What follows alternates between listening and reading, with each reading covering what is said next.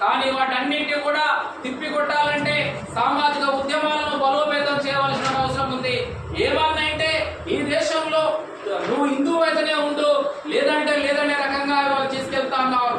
ఉత్తర భారతదేశంలో ఉన్న మహారాష్ట్రలో ఒక అతను పెళ్లి చేసుకొని గుర్రం మీద ప్రయాణం చేస్తేనే నువ్వు దళితుని గుర్రం మీద ఎక్కి ప్రయాణం చేస్తావు అని చెప్పేసి అతను కొట్టి చంపినటువంటి సంఘటన. నిన్నగాక